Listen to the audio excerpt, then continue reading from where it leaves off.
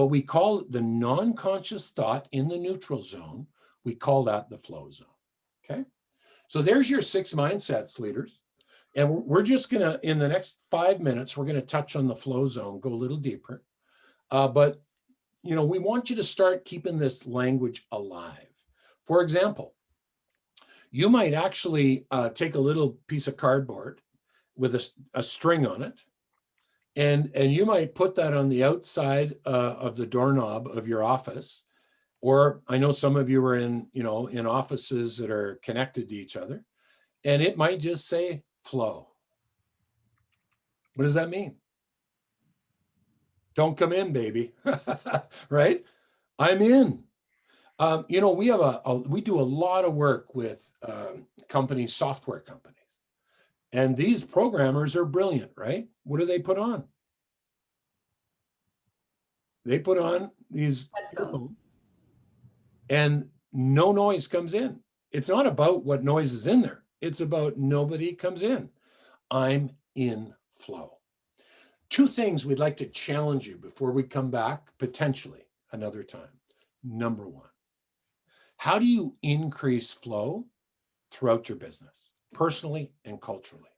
Number 2, how do you protect flow in the concept of your business? Do you actually line up your meetings so that you protect flow in each other? Right? How do you connect with each other? Do you break each other out of flow? So I'd love you to be thinking about those concepts. Now, what is flow? So let's just go there real quick. So we won't touch on all of this. I'm going to zip through this. We'll go deeper another time. But here's the point. Csikszentmihalyi in 1975 coined the term flow. And here's the 5 factors of flow, right? Number 1, right? We're 100% focused. We have total inner clarity, timelessness, intrinsic motivation, and serenity. You have done flow all of your life. You might not have recognized it as flow. Now, Cal Newport, I mentioned that book. He calls it deep work. And I'd love you to read about that because he goes really deep into flow, okay, and understanding how to increase flow. Now, one of the key components, if you're leading people, is this. You've always known this intuitively.